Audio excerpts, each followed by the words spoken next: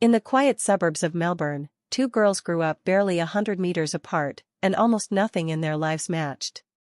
Rachel Barber moved through the world like someone already becoming herself. She was lively, athletic, deeply loved, and consumed by dance. Caroline Reed Robertson moved through the same streets in a very different state. She was shy, withdrawn, angry at her own reflection, and trapped inside a home that felt unstable long before anyone outside could fully see it. One life seemed open and bright. The other felt cramped, resentful, and desperate. That contrast sat there for years, unnoticed by most people, until it turned deadly. Rachel Barber lived in Mont Albert with a family that felt close, warm, and full of movement. Ballet was the center of her world. She danced, performed, improvised at home, and filled rooms with energy. She was not perfect, but she was the kind of teenager others remembered as confident, pretty, and full of life.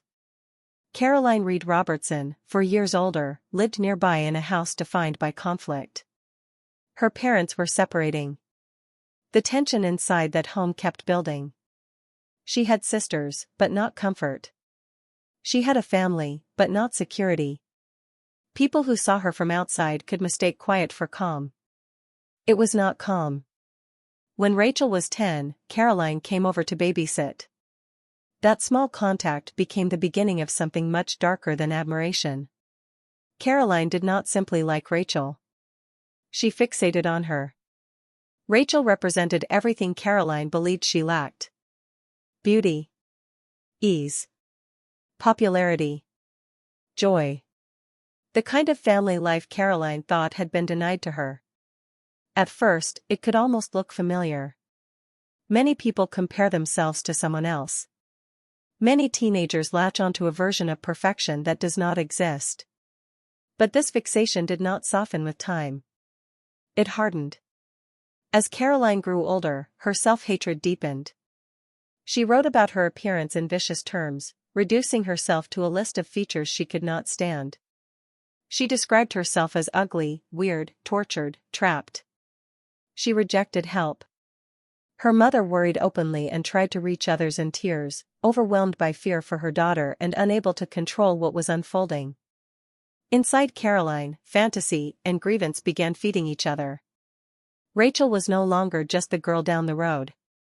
She became the answer to a private obsession. If Caroline could not become happy as herself, then she would imagine becoming Rachel. That idea sounds impossible when you first hear it.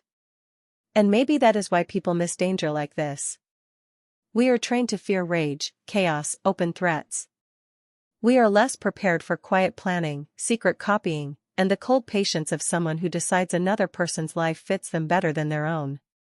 When the Barber family moved from Mont Albert to Heathmont, it should have created distance. Instead, the obsession survived the move. Caroline continued watching Rachel from afar. She wrote about her in almost worshipful detail. Rachel's face, body, skin, eyes, spirit, charm. The diary entries did not read like ordinary envy anymore. They read like possession before the act. Caroline was studying Rachel, not missing her. She was gathering pieces. By the time Caroline left school, the idea had turned into a plan.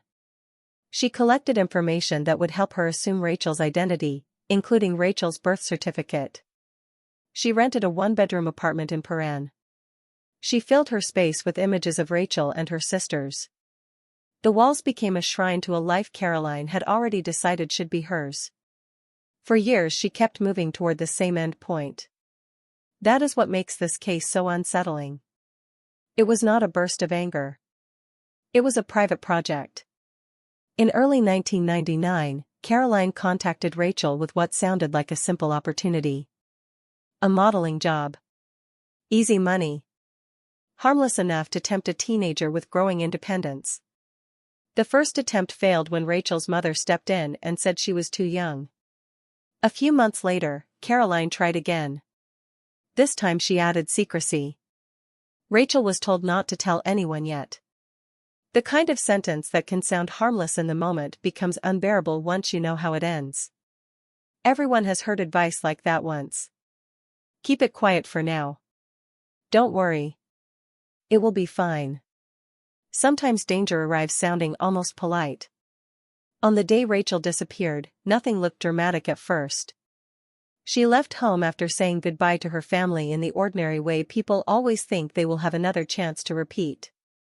She went to dance class in Richmond. Afterward, Caroline met her. The two caught a tram to Prahran, getting off near Caroline's unit around 6:40 in the evening. Rachel believed she was stepping into a small chance for work and money. Caroline knew she was stepping into the final stage of a years-long fantasy. Inside the apartment, Caroline worked to put Rachel at ease. Relaxation exercises. Conversation. Enough calm to lower suspicion. Then she attacked. She used a computer cable from her workplace and tightened it around Rachel's neck. Rachel pleaded for her life. Caroline kept going. In that last stretch of time, Rachel was facing someone she had no reason to fear in the way she should have. That is one of the hardest parts for people to sit with. The danger did not look like danger until it was already around her throat. That evening, Rachel failed to meet her father for the ride home. Her family knew almost instantly that something was wrong. Not because teenagers never miss a train or lose track of time, but because Rachel was not the kind of girl who would vanish without contact. Some people understand that feeling immediately. The phone rings, the delay stretches, and before facts arrive the body already knows. Something is wrong. The Barber family felt that dread before anyone could explain it. The search began fast. Friends were called. Flyers were made. Streets were covered with posters. Days blurred into panic. Then a crucial detail surfaced. Someone who knew Rachel had seen her on the tram with another girl in Prahran. Phone records connected Rachel to calls from Caroline Reed Robertson's number on the night before she vanished. Suddenly the distance between neighbor and suspect collapsed. When Caroline's unit was entered, she was found semi-conscious on the floor after an epileptic fit. Rachel was not there. But the apartment carried her presence everywhere. Her clothing was inside. Her photographs covered the walls. The room suggested that her body may have been kept there for days. Caroline then gave the truth in a tone so flat it made the facts feel even colder. Rachel was dead. She had been buried on the family farm near Kilmore, close to where pets had been buried before. The grave was shallow. Rachel Barber's remains were found exactly where Caroline led everyone to them. That is the moment when one story ended and another argument began. Was Caroline Reed Robertson a deeply disturbed teenager broken by her own life, or a calculated killer who knew exactly what she was doing all along? Both views have force. Her writings revealed misery, self-loathing, and a mind detached from ordinary limits. Her actions revealed planning, deception, identity theft, staging, and control. If you had to place the weight somewhere, where would you place it? On the damaged inner life, or on the deliberate choices that followed it? Cases like this push people into camps because it is painful to accept that both things can exist at once. The evidence against Caroline was overwhelming. There were the diary entries, the plan, the stolen documents, the rented unit, the computer cord, the burial site, and her own confession. On March 13, 1999, she was charged with Rachel Barber's murder. After first resisting the charge, she eventually pleaded guilty, denying Rachel's family the trial and the fuller answers they needed. She was sentenced to 20 years in prison with a minimum term of 14.5 years. Rachel's family carried a different sentence. They were left with images no family can set down. Rachel leaving home one last time. Rachel at the tram stop she never reached. Rachel begging for her life in a room she entered without fear. Her mother later fixed on one detail above all others: Caroline's hands. Those hands became the whole crime in human form. Sometimes grief does that. It stops being abstract. It settles on one object, one gesture, one final ordinary thing turned monstrous. Years passed. Caroline served her minimum term and was released on parole. By then, Rachel's name had become locked to a kind of innocence that hurts to revisit. She had been 15. Her life was opening, not closing. And for those who loved her, one fear never quite disappeared. Good behavior in prison does not erase the architecture of a mind that once built a murder out of fantasy. Some people believed time had changed Caroline. Others believed the same person simply learned how to wait more quietly. That tension never fully left. If Rachel Barber's case was about obsession disguised as identity, Kylie Labushardier's case was about obsession disguised as love. Kylie lived in Sydney and worked as a nurse. She was remembered as vibrant, generous, caring, and full of warmth. She had recently married, but the marriage was already failing. Around the same time, Paul James Wilkinson was living a double life of his own. He worked as a liaison officer with the New South Wales Police Force, though his work record was deteriorating. He was a chronic gambler, a compulsive liar, and a man who exerted control in ways that often stayed hidden until the damage was already done. He was also married, and his wife Julie was expecting their baby. Kylie and Paul had met before, but this time something changed.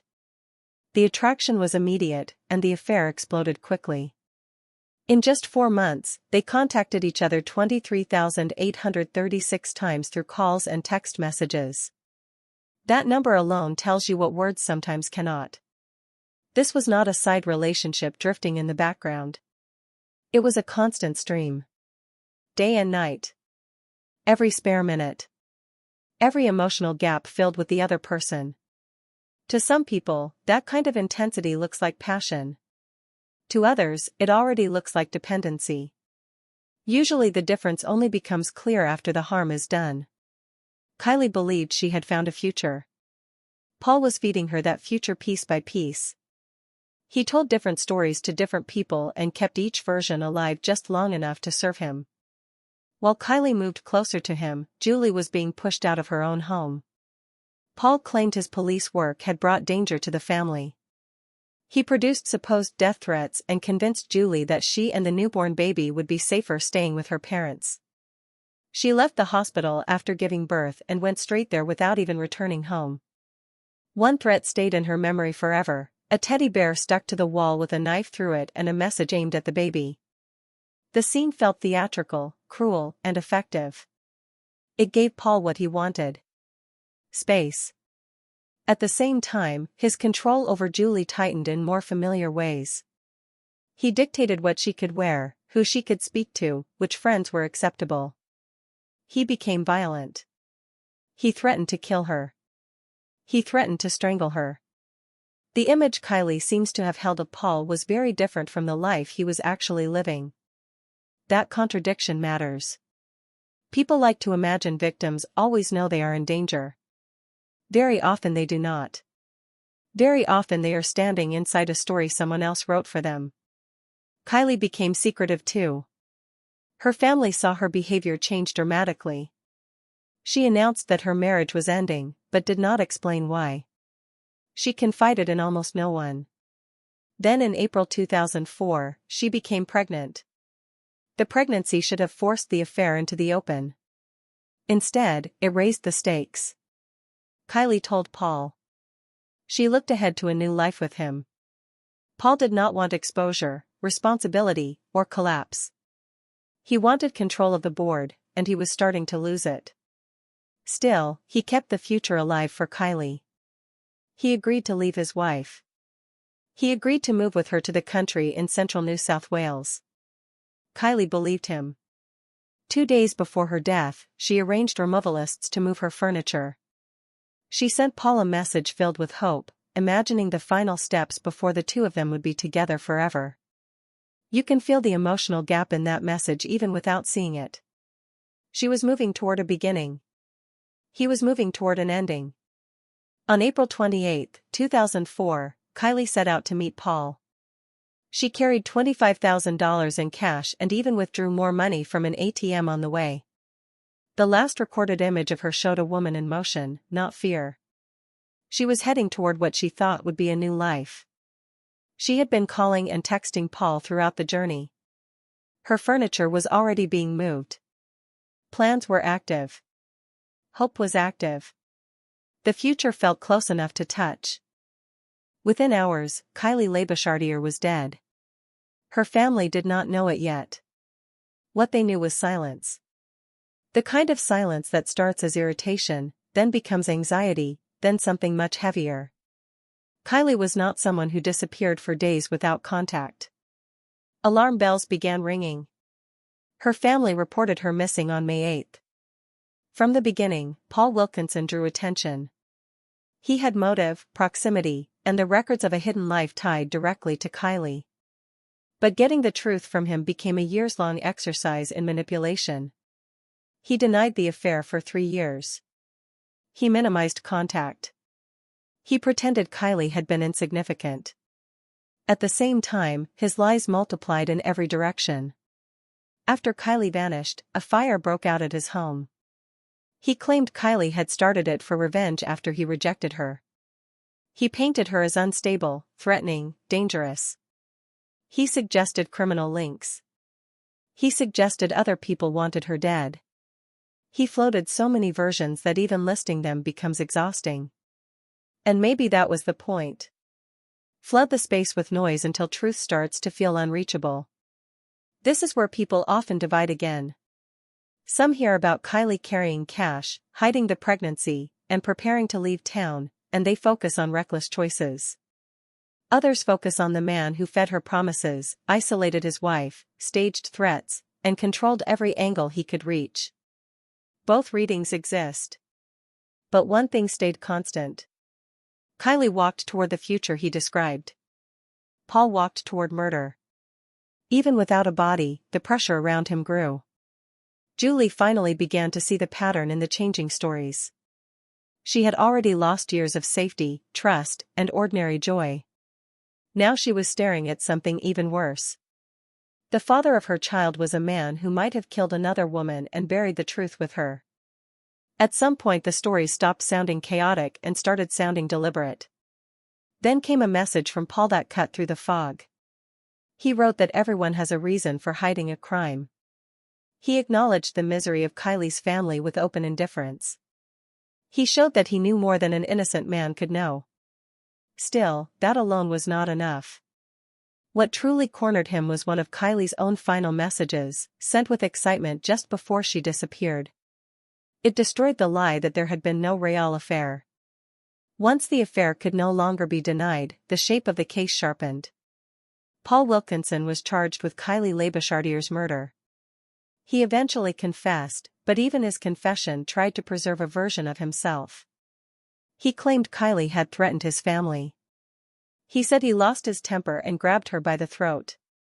He described a struggle, her body going limp, a hole in the ground, dirt covering her, a shovel thrown into a river. Even in confession, there was no genuine relief, no honest surrender, only damage control after years of denial. And then he kept going.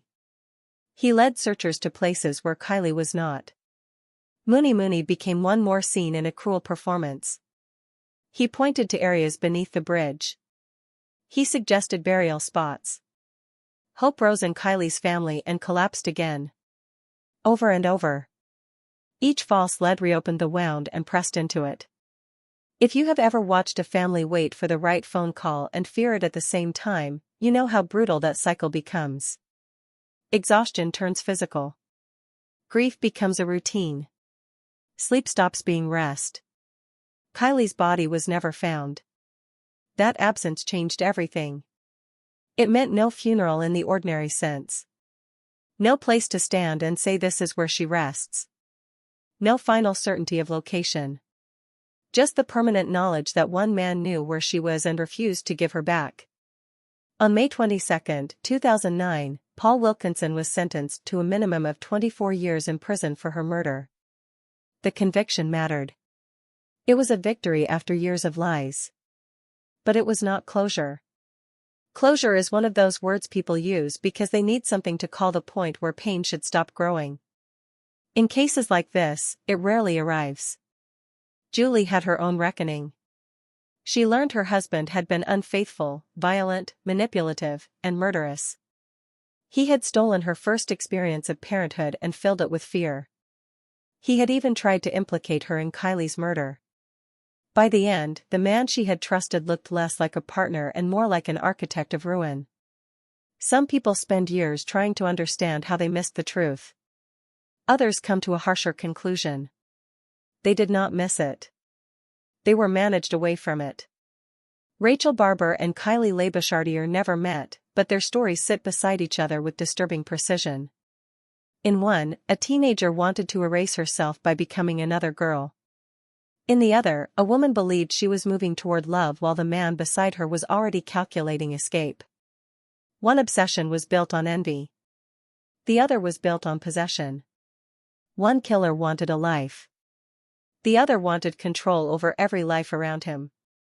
Both cases challenge a common assumption.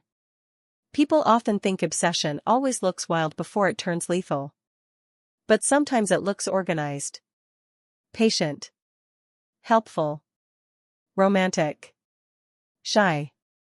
Sometimes it hides behind admiration. Sometimes it hides behind endless messages and future plans. Sometimes it looks so ordinary that the people closest to it only understand the pattern when the body is found, or never found at all. Rachel's family still remembers the girl who ran through rooms, danced through the house, and trusted the future. Kylie's family still remembers the smiling nurse who cared for others and believed she had more life ahead of her. Those memories exist beside darker ones now, and they always will. A missed pickup. A tram ride. A station camera. A buried body. An empty grave. Hands that killed. A man who still knows where the body lies. There is something deeply human in wanting one final answer to make the suffering settle. Why her? Why then? Why this way? But these stories do not offer clean answers. They offer a harder truth. Some people feel entitled to another person's life, identity, body, silence, future. And once that entitlement hardens into action, the damage spreads far beyond the moment of death. Long after the sentences were handed down, the real punishment remained outside the prison walls. Families replayed ordinary mornings and final goodbyes. Sisters imagined what might have been said, or noticed, or stopped. Mothers held on to the smallest surviving memories because the final ones were too cruel to touch for long. And in the middle of all of it sat the same unbearable fact. Rachel Barber should have grown up. Kylie Labushardier should have come home.